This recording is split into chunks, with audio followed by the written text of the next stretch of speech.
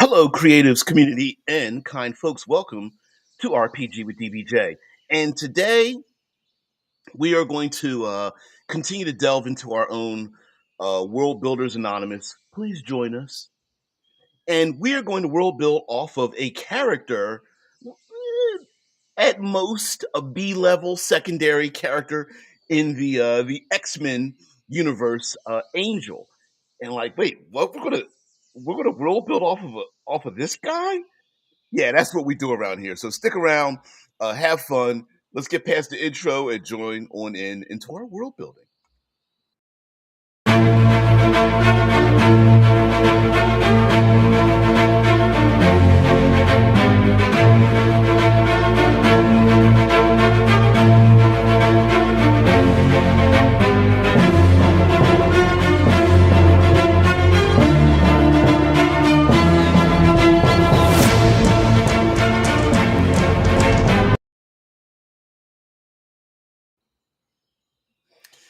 Hello, everyone. Yeah, poor Angel. Uh, Worthington, rich character, secondary. Started out like in the Aquaman category of like useless character on a team, and there have been many opportunities to try to um, those around my age of a gray beard geeky grognard that have joined the creative development at Marvel Comics to try to improve this character and many iterations, but not a lot of it stuck. So let's all get on the same page because we want to use a premise. We don't want to use the specific character, but we want to use the premise, and especially using secondary characters, television and movies and graphic novels that not many people have seen, um, or even using the premise from things that were the execution wasn't really good, and then using that for our own inspiration. So let's talk about Angel. So Angel is a mutant character in the X-Men universe, specifically Marvel Comics, and if we can get to another niche, the X-Men universe of mutants. Now, in this context, when for the most part, when human beings turn out around their adolescence, when when they reach puberty, there's usually an inciting event in which their mutant powers come out, and Angel is a bit unique in this fact because Angel represents mutation. So some mutants look absolutely human, and then internally they have some powers like controlling magnetism or creating storms. And then there are other mutants whose bodies become deformed based on their mutant. Oh, sorry about that, Drew. We're going to segue a little bit towards the end about the fact of people being upset that orcs were removed from the monster manual. Now orcs are people, and people are all upset. Boo hoo! It's so crazy. We, Tangentially, it deals with what we're talking about here. So technically, Angel is a mutant with a very visible mutation. He has wings. Um, there is a I don't know, maybe less than 30-second clip in the third X-Men movie in which there's a young Worthington, I can't even remember his full name, doesn't matter. Where this young child is trying to use like scissors to cut the wings off of his back in the bathroom so his dad doesn't see. And the scissors are bloody in his back. It's pretty nasty. Anyway, great imagery for live action. So along with having these wings and being a very attractive gentleman, uh, he's also from a rich family. So Angel is part of an upper class within the X-Men universe in which mutants are considered to be second-class citizens. And for those who may have forgotten, in the X-Men niche within the Marvel comics, mutation and mutants are a stand-in word for people who feel that they are marginalized. So whatever category you fit in and you feel marginalized in this world, mutants would replace that in the world. So there's like people walking around with mutant hate and um have you ever thought about not waking up and not being a mutant? And you get a lot of comments that way. So whether you have a religion or ethnicity or sexuality, or I can't think of any other categories you may want to add in there. Mutant is the word they use, and it also represents the changes of adolescence and going from childhood to adulthood, and that transition of, well, I'm not an adult yet, but I'm far from a child, and that adolescent um, energy is also wrapped up in the stories with mutants. And Angel is a type of character that's kind of caught in the middle. He's a costume superhero with a pretty useless ability, even though it's amazing. Hey, I can fly, and that's it, right? Um, Not the most effective individual in the world. Also, because he's a rich and attractive mutant and has a mutation that kind of makes him, I don't know, what would you say, like um, an ascendancy for human beings rather than looking at him as a secondary citizen. He kind of, he kind of rises above the other mutants. There was a whole story about the Morlocks. We may talk about that, and so he's always been in the in between world, and we're going to use that for our world building. Lastly, there are other iterations over time when different writers, ages like myself and a little older, join the Marvel universe to try to improve this character. Um, there's a there's been a gathered and thrown away storylines about making Angel like a celestial being instead of a mutant. There's one in which a character known as Apocalypse mutates him, and he ends up getting like blue skin, and his wings are biomechanical, and razor sharp blades shoot out that can like stun you and kill you and whatnot. There have been variations on that, and then they always go back to this classic. A little difficult to see with my standee, but on his chest there's a halo, and essentially he he's a blonde haired dude that flies around and flies. Okay, so now that we have a basis for our character and we have a little bit of a basis for a world, what are we? How will we set this? Use this as a theme, and one thing that Angel represents in the X-Men world is classism. So there was a early on storyline that happened in the early, I'd say mid '80s, in which Angel is captured and taken down below into the sewers by the Morlocks. And the Morlocks were all of the mutants that were thrown away. They weren't super heroic. They didn't look or act or weren't treated as heroes. Instead, they all had mutations. Their bodies were shifted and changed around, or they had mutant abilities that would be very considered at the most at the most gentlest description antisocial.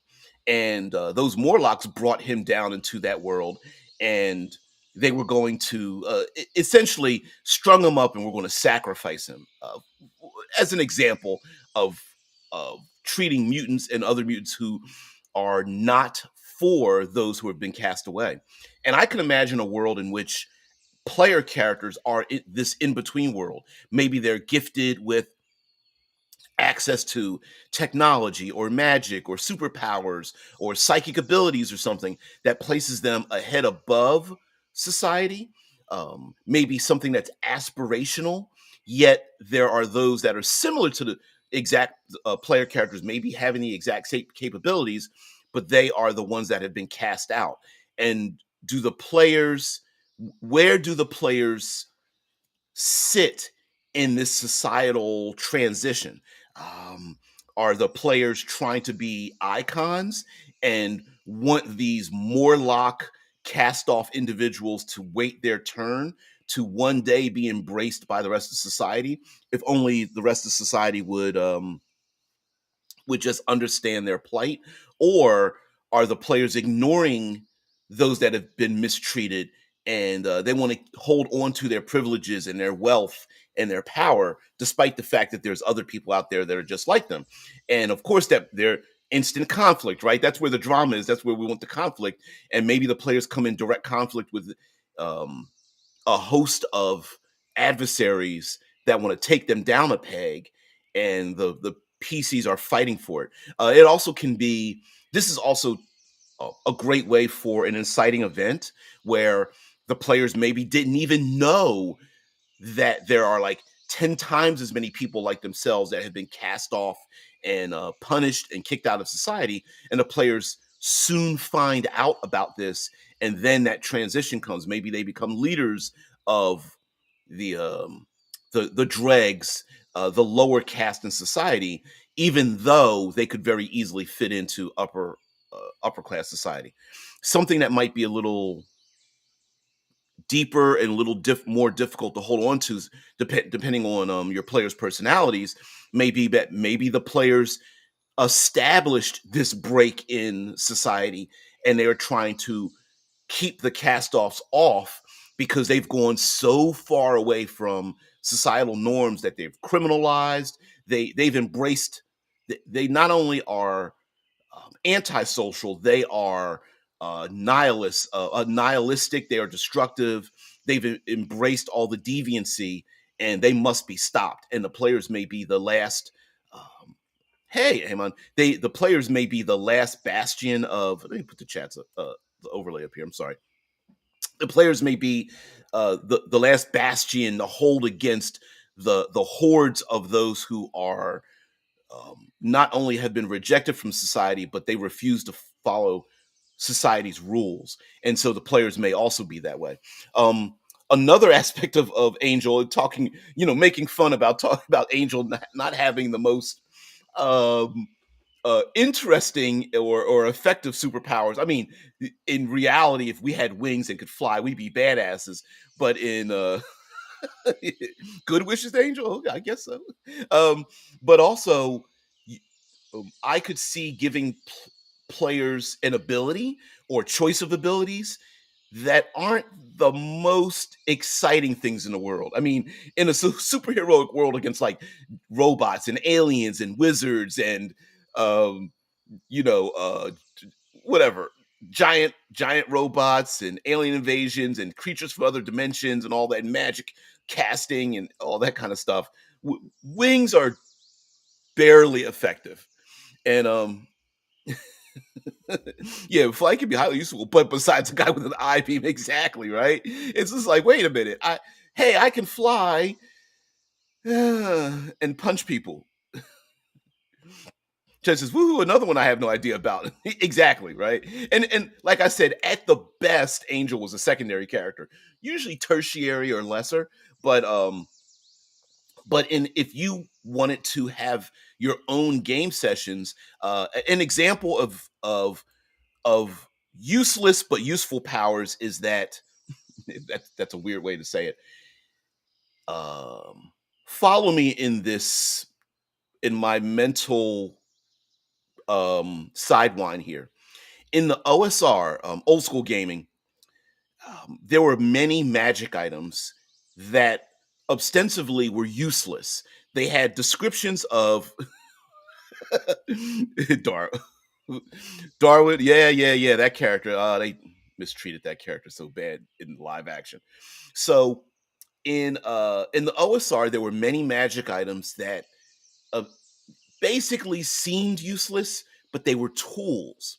And Angel being able to fly, that ability to I have wings and can fly could be a tool that players could exploit to enable them to have successes.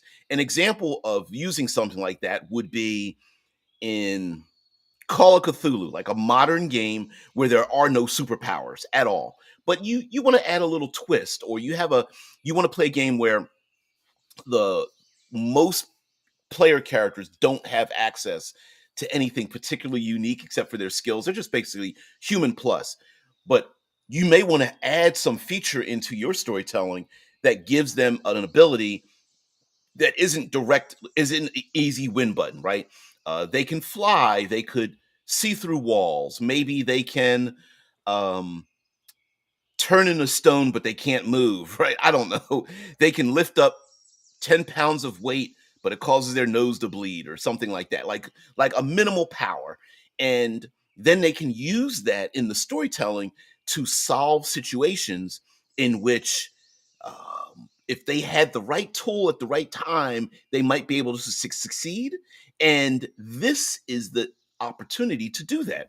And so, mutant abilities tended to be like singular, like you could very easily explain most mutant powers in the X-Men universe um, during an elevator pitch. Like I have the ability to create magnetic fields that control metal.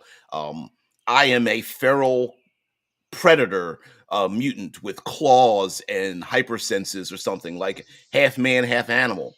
That covers a wide range of characters. My character can turn into a very hard material, stone, metal, plastic, I don't know, wood or something that makes me strong and tough, things like that. Statue of the Perfect Sky in the Cemetery, right? And how would you use that? Now, you could do something like, hey, the big door is about to close, and I'm going to stand under it and turn the stone to hold the door up. But now you can't move, so maybe the PCs are going to have to like grab you and drag you out from under the door, or I don't know. Would you be able to see and hear? I don't know. It would be pretty funny, but those are examples. And Angel has again has a singular power. To be honest with you, there's another character that's sitting in the back. You can't see him past the wings. Uh, yeah, PC. I can hold the door open and cut. That's the end. Just staying there, holding the door open forever. um, well, unless the stone is broken. How would you fix that?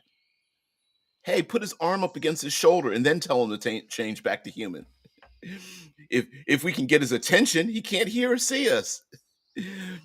Told him to count to 30. I hope he didn't lose track. So anyway, the one Falcon, like Falcon and the Winter Soldier, in the Marvel MCU, Falcon actually suffered from the exact same thing. Again, in the Marvel Cinematic Universe, they've improved him with like he's got guns and he can block things with his wings and fly at Mach speeds and things. Uh, they've really tried to improve that. I've got missiles off my back and all that kind of stuff. And in the comic books, he actually had a psychic connection with a real Falcon named Red Wing, and don't know where the hell that came from. Yeah, yeah. Who's strong enough to drag him out? Oh, looks around. None. What a pity. We didn't like that dude anyway. You stay right there. We'll be right back to get you. 3 centuries later, Moss, Bird sitting on the shoulder. PC's like, guys, you gonna come and get me? I'm waiting right here. Oh man, that'd be pretty hilarious. So, another aspect of the that I think makes up the core elements that tell the story of the X-Men universe are all of the adversaries that happen to be part of the X-Men universe and how they look at mutants within that universe. I always found it kind of funny that like the X-Men and those mutants were off to one side, but the Avengers were off to the other. But how would you be able to tell the difference if you were a regular human being in that world? How could you tell the difference? But anyway, um, one of the main aspects of being a mutant in that world, of course, is being different and being born different and unique, and also a a bit unregulated. So a lot of mutants suffered from the fact that because once they reach puberty or an inciting event pulled out their mutant ability, that many of those mutant abilities were very dangerous. Uh, Angel's isn't quite dangerous, but he does have wings, and because of those wings, and he can't fly just like Superman, just mentally levitate. Uh, he has wings have wingspan. Wings can be burned and cut and destroyed and ripped off and things like that. And that's happened to Angel quite a number of times when inserted into the world. But also, Angel is one of the few mutants that has a substantial social connection within the comic book world. Some mutants are not very socially adept, right? You get your Wolverines and other characters that are always on the outskirts of society, whereas Angel's able to navigate internal society with his good looks and a lot of his money. And so therefore, Angel is at, like I said, at most a secondary character because he's always handling his vast wealth or maybe speaking up for mutant rights or whatever. And if you have players that want to delve into that, more of those elements where it's just not a run and gun, and they do want to have um, the intricacies of politics and economics and things like that, Angel kind of fits into that. Amon says, found often amusing that the two groups never really worked together. Logan was, as I know, the one exception, but he isn't really the guy who shares information of another group. Oh yeah, about working together, like, and I like the idea of like the X-Men and the Avengers always being at odds, because the Avengers are the public version of helping humanity and society, and the X-Men were always, whether we from the external, whether we knew it or not, they were the ones that were hated. They were hated and feared and mysterious, and no one really knew who they were or where they came from or what they could do. Um, yeah, Shield and X Men didn't work together, and so internally, if you were an X-Men lover, and I fell in love with the X-Men with reading comics off the spinner rack at 7-Eleven, a literal 7-Eleven that I walked to, I don't know, maybe 2 or 3 blocks from my house. They fell in love with them, and they were the outcast, and the X-Men were, for lack of a better term, they were one of the first diverse, what today we call DEI. Like, they were one of the first groups that did that. The X-Men had someone from Germany and Africa and Russia and different languages and different genders and all that kind of stuff, and shape changer. They were one of the first. So people that complain about that, it was like, yeah, it's been around for quite a while. um yeah, yeah. And mind you, these are storylines, right? Catalysts for storylines as well. So writers would come in, like I said, they'd be kids like me and get hired by Marvel, and they go in and, you know, for a particular storyline, the X-Men would be loved, and in a particular storyline, they would be hunted down, or another storyline, there would be some kind of pseudo religious leader that wants to annihilate, mutants, and then there would be another one that wants to harvest mutants, like as if they could harvest them like meat, for scientific experimentation. And then there were other storylines where the X-Men went out into space and um, were with the Shi'ar Empire. We had those storylines and went to other dimensions, which is almost not really used as much anymore. But yeah, a lot of those storylines. And Angel was always that secondary character. There are some comedic superhero games where characters like Angel, you specifically play characters that are secondary, and you are the minimal powered superhero in a world where there's primary superheroes that are far more powerful than you, and the players have to solve the issue with their minimal powers in a world where there's like, you know 5 secondary characters get together, and the bad guy's like, wait a minute, I don't get to have the actual premier group come after me. And like, no, we're the backup,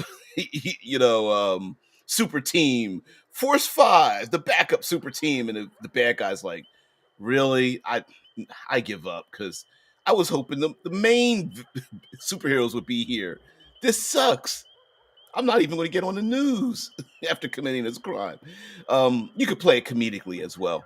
Uh, so also some storylines that you could tell with Angel may involve the fact of like, finding out what your origin is, or navigating how people look at you. Maybe, there's you could be hunted by mercenaries one game, and then the next one you might be followed by the paparazzi who and sycophants and treat it like a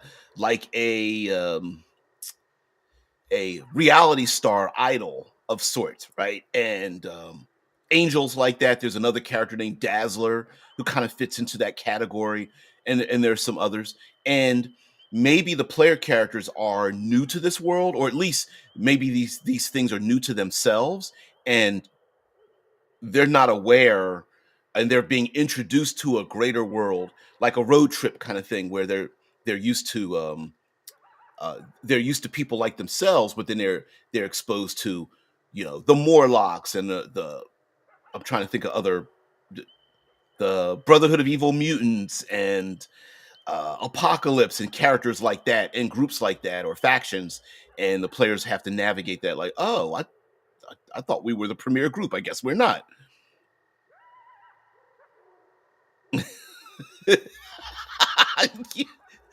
Hilarious. But oh poop, yeah. Yeah. The team, we are the best. You are worth, evil doer. Points at the stolen lollipop. Put that back right now. Although although today there is a overabundance of shoplifting now. Like there's a shoplifting epidemic or whatnot. So yeah, multi-billion-dollar industry, I guess probably shoplifting has become. It's pretty horrible. But yeah, Angel, secondary character, but also, I mean, a lot of player characters want to get out of the get off the B league, get off the bench and get into the major leagues, which would be pretty fun to do for players that have to like prove themselves in the public eye. Like maybe the public eye sees the player characters and like, oh, that's the one that can fly, that's the one that can breathe water, that's the one that can shrink, whatever. And there's a lot of jokes around those secondary characters on superhero teams. I'm picking with the Ant-Man and the Angel and Falcon and um the Aquaman of the superhero world, where everyone jokes like, great, his superpower is to breathe water, whatever, shrug. You're like, why did we even invite them on the team? They can't really do anything. He can talk to fish. Jokes, jokes, jokes. You know, um, but it would be pretty fun for the players to like get out of that realm. I think in DC in the far future, there was the League of Substitute Legionnaires, because it was like the Legion of Superheroes was the title of the main group, and they all had like one superpower. And then it was this like secondary comedic group called like the League of I think it was the League of Substitute Superheroes. Yeah. Oh man, I can speak with fish. What a long running joke. Yeah, yeah. Very, very common. Very, very common. And then of course other writers have come across these characters and improve them.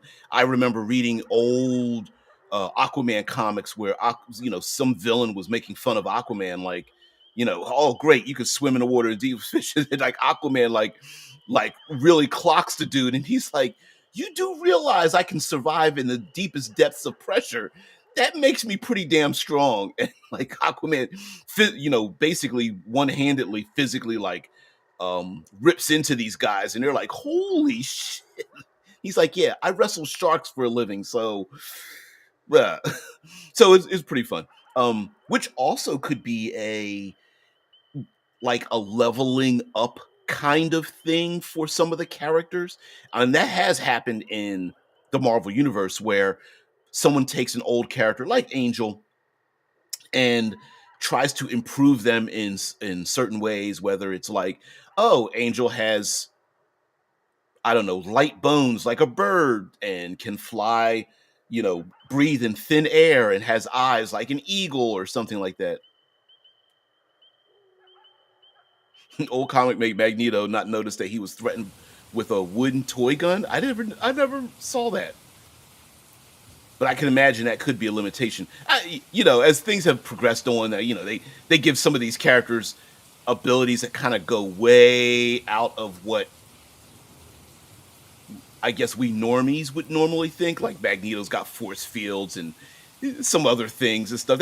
They always do that. And then there's other characters that they've forgotten about, like a Colossus and others. You're going like, you know what? It would make sense if their abilities maybe they got some uh, in the old Marvel superheroes game, the Face Rip game. We call them power stunts, where they don't get more powerful; they just get more tricks to do with their abilities. It's kind of a thing. Now, if we want to go more fantasy or science fiction that's far less than like superpowers or something, um, Angel kind of fits into that category too. So for fantasy, I remember there was actually a magic item that was a cloak, like a winged cloak or something like that, and the cloak could become wings and whatnot. And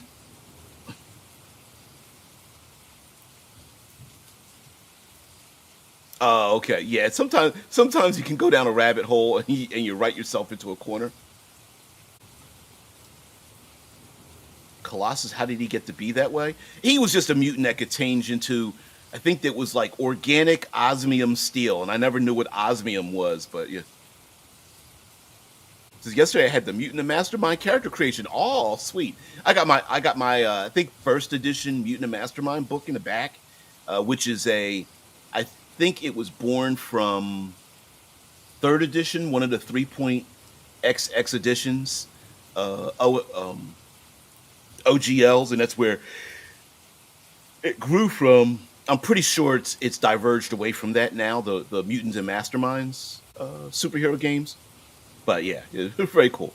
Yeah, for fantasy, you could have magic items. Of course, there's always winged individuals in fantasy gaming, and what's the term? If everyone's special, no one is. I'm pointing right at his crotch. But if everyone's special, no one is. Maybe I shouldn't even do that. But also, Angel in a world where other people can grow wings and things like that. Maybe in your fantasy gaming, instead of like leveling up, like I'm a better fighter, I'm a better thief, or something like that. Maybe there is a mutagenic thing in your world, and uh, or maybe as you the classic floating castles, right? Islands that float around. Maybe your humans in your fantasy realm. This is one of the options that you're a human with wings. And I know flight is one of those things that's like that bothers game masters and dungeon masters and storytellers and flame tenders from its onset to infinity. I remember back in the 2014s of the fifth edition D&D, they introduced winged elves, and everybody like instantly banned that as an option, which is we're going to talk about orcs when it comes to like uh, accepting and banning things, which is I find so ironic in our own storytelling. But yeah. Winged humans and water breathing humans and things like that. Not a big deal, right? I mean, I get. Could you classify him as an elf if you wanted to? Just give him some pointed ears. Who cares? A roof is the fastest limit for flight. Yeah. So is being the most visible target in the sky if other people are on the ground, right? Apparently I overlooked a few details, but the character should have a good starting point. Excellent. Excellent. Yeah. Uh that's cool, Ishtar. Now, um also for fantasy, if you wanted to make it more naturalistic, like instead of players having like I cast a fireball, I cast this, I cast that, maybe there has to be whenever magic is used over time, there is a mutagenic change in the characters, and maybe some of it could even be a little bit more permanent, or as an option for players that don't have access to like special magic powers or something like that. Maybe players can earn this through like a ritual, or they meet they save some people that put them into like some transmogrification device or whatever. And so yeah, winged orcs with monkey tails, like in the Wizard of Oz. Exactly. You can do whatever you want, right? Which is so weird. Um, but yeah, angel. Now in science fiction, having your DNA changed and your body modified, especially if you're on a planet like the planets from the blue tall blue aliens, the Navi from Avatar, right? And there's like if you go high enough, the gravity is strange and whatnot. And so you could have human beings that have uh, genetically modified themselves, and in that sense, they could be like an alien race in your science fiction world, but it's basically just humans that have modified themselves.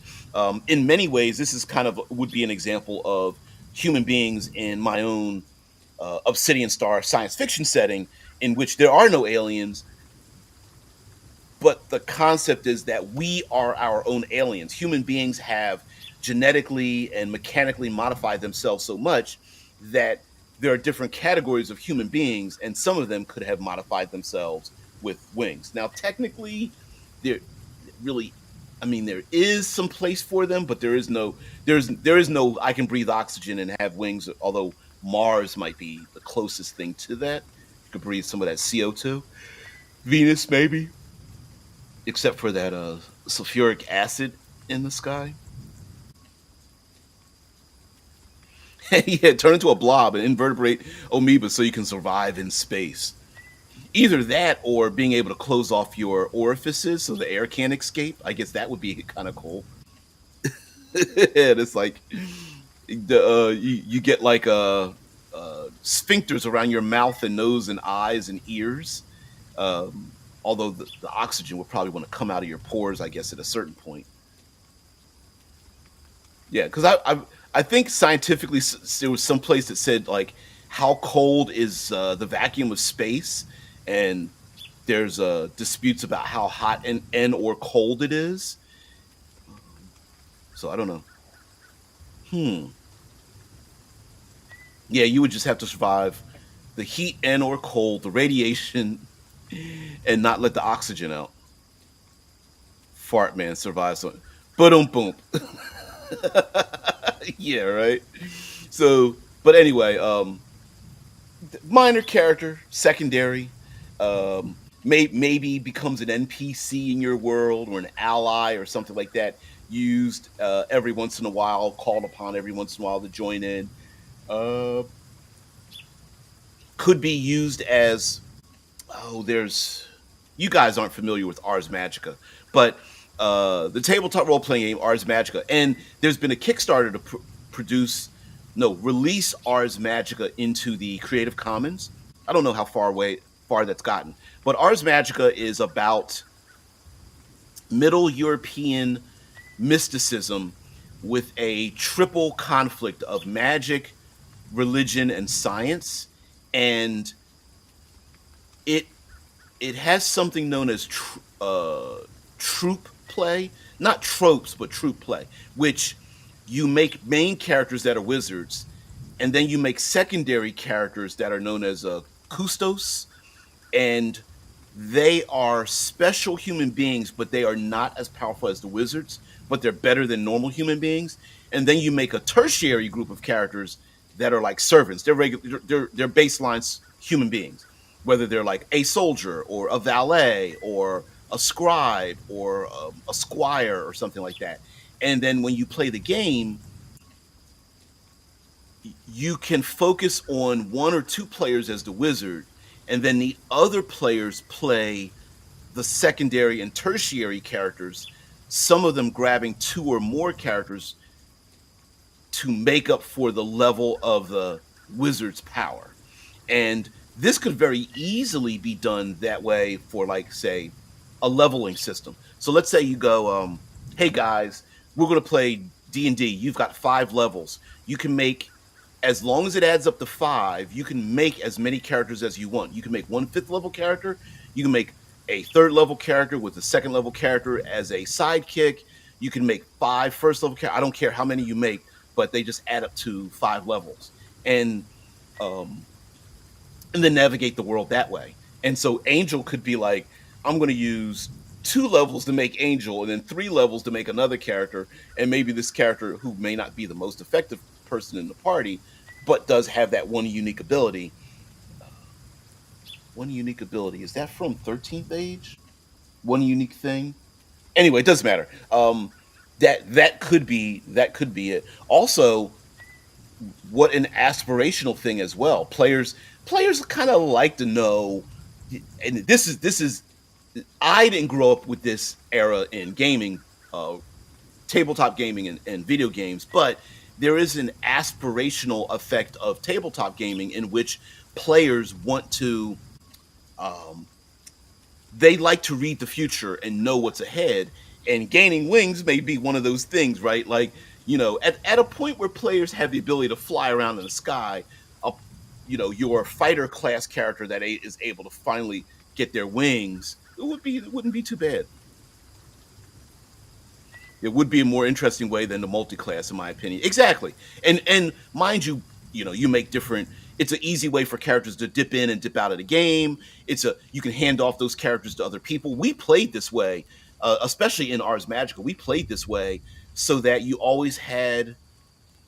could always pass the spotlight to the main character, and then play the minor characters like you stole them, right? Like you get to have the funniest personalities.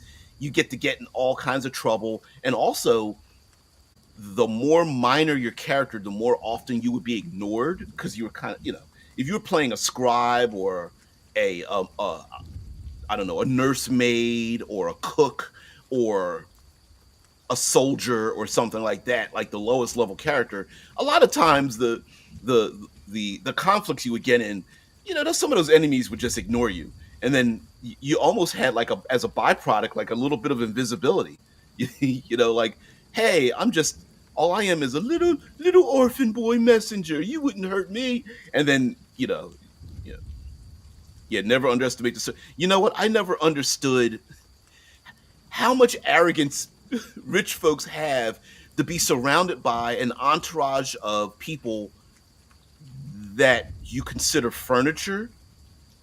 Is the whole Downton Abbey upstairs downstairs kind of concept, right? Like what's the other movie? The Help. You when you have the movies and television shows and you've got these people who are working for you, and you you're so arrogant that you don't even notice that they're there. Yeah, these people can take you out so easy. That's why the concept of like 20th level wizards would control the world. No, they wouldn't, because the people wiping their asses could just kill them in their sleep, like because of the arrogancy, right? Yeah, we'll just poison your food, whatever, dude. Yeah, we're gonna give you what's it uh, a dose of laxatives and ipecac or something like that, and watch all your fluids come out of your orifices, and then take you out, 20th level wizard, whatever. Oh man. Um, so anyway, guys, thank you very much. Now I'm going to talk a little bit because the orc thing actually fits into the angel thing, meaning so apparently 2024 fifth edition, people are putting out videos and making comments upset that orcs have been removed from the monster manual, and that now orcs are people. So orcs are now in the category of NPCs. So you have like thugs and cultists and soldiers and knights and priests, and now you have orcs, and I think orcs and elves and all the dark elves. They're all stacked in there. Yeah. Hold on, I got to do the whole voice thing. Master Mage, how did the fish soup taste today? It's fine. Gulp, gulp, gulp, gulp. Toss, right? And then the person's like, "Yes, master." Walks away. Motherfucker, can't wait till you die. Oh man, I always wonder how come. And I know why, but I mean, I always wonder about like the most brutal dictators. Like, how come the servants most closest to them have like not taken them out? I get it. There's a whole sycophants and people believing, getting on their knees and performing filleting some of these people and whatnot. It's kind of crazy. Yeah, in a few hours, some of the horror is over. Exactly, right? Yeah, human beings are pretty devious. If we really think about it, there aren't too many powerful people that we can't get to, if we just put our minds to it. And some more often than not, the lowliest people are the ones that sometimes can be the most dangerous. I look at the unfortunate byproduct of terrorism, right? One lonely person, and we got a lot of homegrown terrorists here in the states, and one lone person can do a lot of damage. I believe they're here in Central Ohio. There's alerts about active shooters right now as this is being broadcast, and just rolling your eyes, right?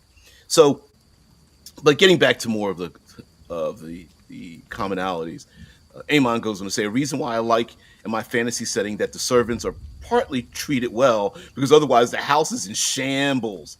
Yep, yep, absolutely. You never know. They can sneak out the back door with all your shit and not notice. Which I actually did. OSR game players coming out of the dungeon. They had a bunch of like hirelings and retainers and whatnot that they brought along with them to get all the gold out of the dungeon. And then when they got back to town and counted it up, I was like, no, you're missing some. And they're like, what do you mean? No, we counted this. We got it in this room, in this room. I was like, no. That's what you thought you had in the dungeon, but when you get back here, it's gone. And one of the players like wised up. They were like, oh no, some of our people stole it. And the PCs were pissed. They were like, wait, what? Why would they steal it? And I was like, because it's there, dude. Like, why wouldn't they? What are you going to do? Go after them? Yeah, we're going to get our gold back. And I was like, okay. Yeah, we got homegrown terrorists in Germany too. They're all in parliament. Oof. Ooh, yeah. Hey, most of our terrorists are we call them, shh, don't tell anybody, CEOs. they just they just do it over a wider range with more money and more people over a longer period of time. They work for the healthcare industry and, shh, don't tell anybody, pharmaceutical industry and the Food and Drug Administration. Shh. Hell, they even make our automobiles. Oh man, yeah. We got those too. Yeah. Oh man. Sorry. Tangent. So, um so orcs are people now. And it's gotten people's panties all tied up in a bunch. So upsetting. And like most things, um, if you don't like it, just change it, as it's always been. Now, I get the idea that some people say, well, if if you can change it, then why change it in the first place? And I shrug my shoulders because it's like, well, none of us own the brand Dungeons and Dragons, right? None of us own it, so we don't really get a choice. It's a corporate held intellectual property. But in our own home games, you can make, like, why do you need someone else's permission to make your orcs evil and always evil because that's where they need to be? But I do find it a little bit weird that, like, so orcs are people now, so we can't kill them, and that bothers you. I'm like, we've been killing we've been killing people since the beginning of time when we could kill those people. Just make orcs like people and come up with a reason to do it. It's not really that hard. Or it's called world building. Why don't you just decide in your world building why it is that orcs are the way they are? But it's really weird that yeah, orcs are people who play around the ring within the ring of fire. Yeah, a little bit, not a little bit, quite a bit of that, right? But there is a little bit of a strangeness to me that I find that's a little bit off-putting, and it's like there have been so many monster books, and I don't understand, like, what's the obsession with people needing to have orcs? Like, pick something else. Like, okay, well, orcs aren't monsters anymore. So pick there's there have been so many monster iterations over the 45 years I've been gaming. Like, pick something else, or just make a reason why they're evil. I mean, like, or a reason why. Like, what's the obsession with wanting to murder, kill orcs, or the need to rationalize to everybody else why you like to murder, kill orcs? Like, is there a guilt, or you feel wrong, or like out put in a different category or something? Now, I get it. People don't like their cheese moved, right? Don't move my cheese. The cheese is sitting in the mousetrap. Please don't move it to a safe place. I like it where it's at. Um, yeah, I get it, but conversely, the people who don't didn't want their orcs to be evil in the first place were chastised by the people who were like, well, the book says they're chaotic evil or neutral evil or lawful evil or whatever. I can't remember. Um, but yeah, the book says they're evil, and someone's like, no, in my world they aren't, and everyone's like, blasphemy, you can't do that, which I think is so friggin' stupid. You can't gatekeep other people's imaginations. I just find it so bizarre, so bizarre. Yeah. Just have bugbears instead of orcs, so you can kill two birds with one stone and end up the challenge a little bit. Yeah, exactly. Like, okay, what I don't. It's so weird. It's like it's the one thing out of like hundreds, thousands of other options. Okay, maybe not thousands because of the certain level. So let's say there's at least a dozen other options you can pick other than orcs to populate your world so your characters can go murder kill them in mass, right? And despite the fact that you can just go, well, yeah, the book has changed them, but not in my world. I don't know. It's just I it bothers me to have to spend mental energy on a thing that doesn't require it.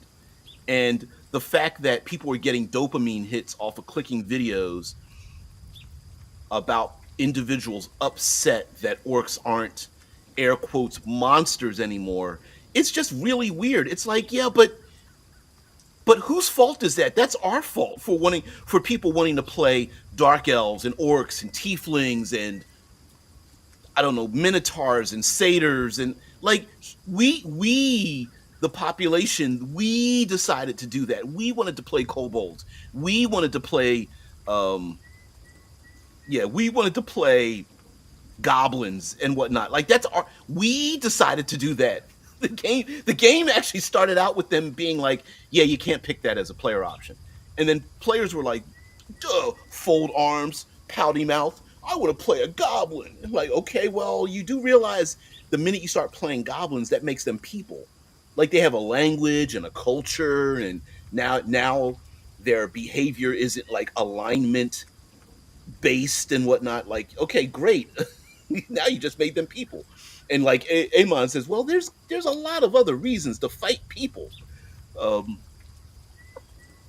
yeah.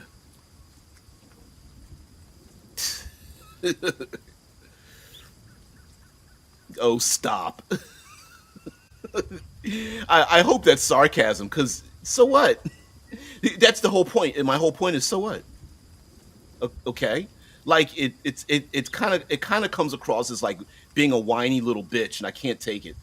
My Gen X comes out, man. I'm just of an age where it's like, so okay, it's the woke. What is it? It's the woke that's running down my throat, and I'm like, no, it only works because you're reacting to it. So what? Yeah, when you play a half orc and don't wish to deal with the problems of the orc background. Well, listen, there's people out there that are like, that's their fetish. Yeah, orcs aren't hated like they used to. There's like sexy orcs out there. There's a whole industry of AI animated, you know, stuff. So yeah, there wasn't any forced orc. There aren't as many forced orc couplings as we like to think so in this generation. Also, you need to work out a reason why your group of monster in question was differently. Yeah, I mean, whatever. It's pretty simple. Like, find humans that we don't like and want to murder kill, and then turn them into orcs. Yeah, it's that's sarcasm. It's the reason all those boring YouTubers are up in apoplectic hours about it. Thus, and shittifying the whole YouTube D&D thing in general. Yeah, it's like it's if you don't like the way the corporation is changing the thing, then just don't play it that way. It's like, nah, good. Scarlet says, nah, good orcs is just multiverse. They just survive as they adapt more while researching and adventuring different dangerous dimensions. Okay. Hey, listen, if that's your reasoning for having orcs be different in your world, go for it, right? I mean, we've done this a number of times on channel. I mean, if you want to make instead of making orcs evil, you could just have an eagle. You could have an evil society in your world that orcs just happen to be from. But maybe it's not just orcs. Maybe it's everybody that's from the Scarlet. Maybe it's everybody from the Scarlet Kingdom, right? And those people from the Scarlet Kingdom happen to have a generalized set of behaviors that the rest of the society just doesn't like. Maybe they are brutal and deviant and evil and torturous and barbaric and all that kind of stuff. And it just so happens that, orcs and trolls and humans and elves and dwarves that come from that land are like that. Right? It doesn't have to be like a bioessentialism. Although, if you want to make it bioessentialism, then you don't even have to make them people. If you don't want to make them people, they could be demon spawn, or they are I don't know. If you haven't confessed your sins by the sixth day, then in six turns of the moon you will transform, and so maybe all the orcs are all the evil people in your world that are the physical embodiment of the evils in your world. Like dragons were supposed to be not supposed to be, but dragons had been the embodiment of what greed is. People talk about ghosts and wraiths and other things. Maybe they are the physical embodiment of those evils and crimes. Like goblins could be thieves, and bugbears could be murderers, and orcs could be, I don't know, thugs or something. And I don't know, hobgoblins are like, I don't know, military mind. I don't know. You could come up with a bunch of, do like the seven deadly sins or something, and then combine them with, goblinoids, and that's who human beings become. Yeah, the good orcs come from Ander. The good orcs were vegetarians. They were plant-like. They were way smarter and have all this arcane knowledge because they're millennia older than the human race. Within the Ring of Fire did all this stuff better 10 years ago. Exactly. Yeah, like you can't. It's it is folly to gatekeep other people's imagination, and to think that a corporation has the ability to gatekeep you is ridiculous. I want my works evil. Okay, then that's done. D&D changed it. So they ruined my childhood because you decided to let you're giving permission for somebody else to affect you in that way, right? I mean, but maybe I'm old enough to remember when the internet didn't exist and social media wasn't a thing that became real to people. So yeah, I'm old enough to be like, so.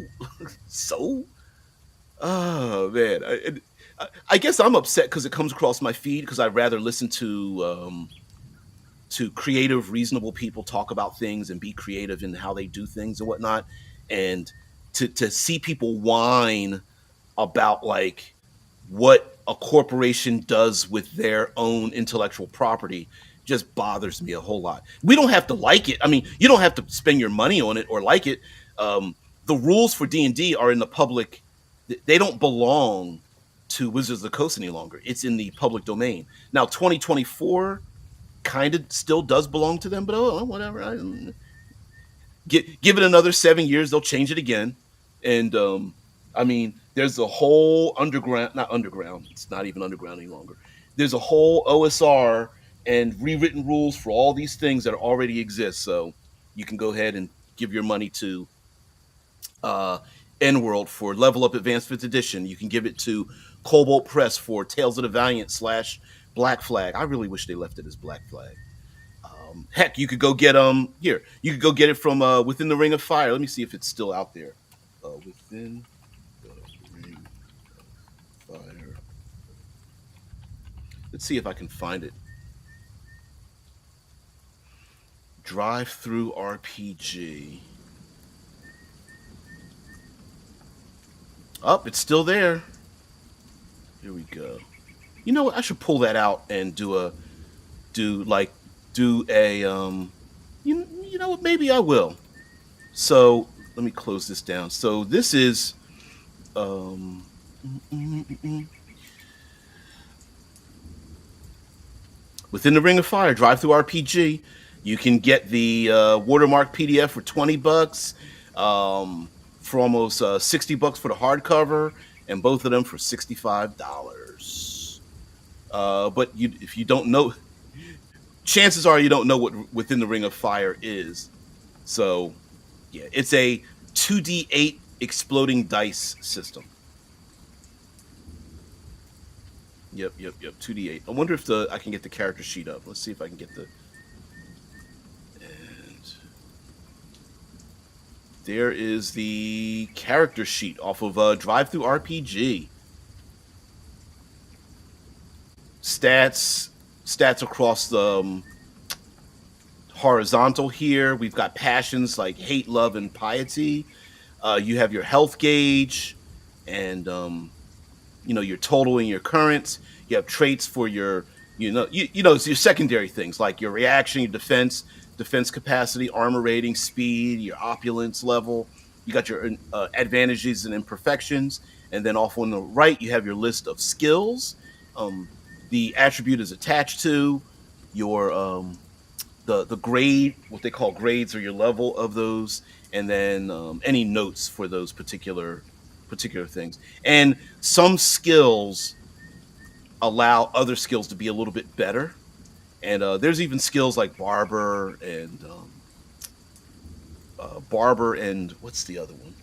Butcher, that are in there that allow you to do other things and such. So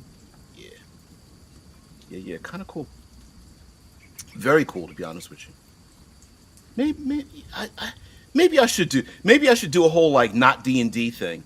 I don't know how popular it can get, but I could throw D&D into the it'll affect the algo and people will find it. We can do like a review.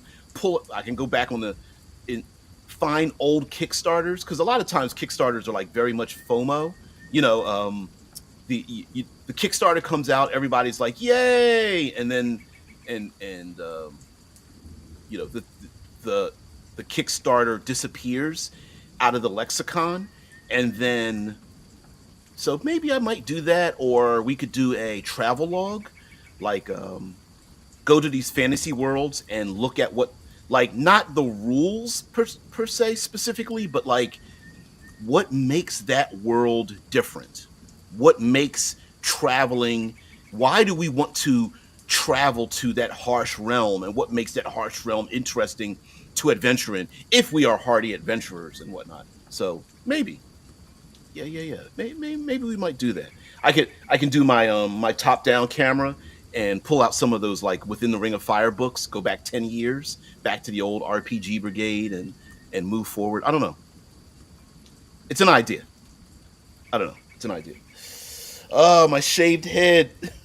It's so I've had locks for so long that now it always feels like someone is breathing on the back of my neck, like all the time. It's eerie. It puts this chill down. That's why I've gotten cold. I think it's because it's like all the heat is rising off the top of my head, and I have my locks. I have them saved in a old plastic container.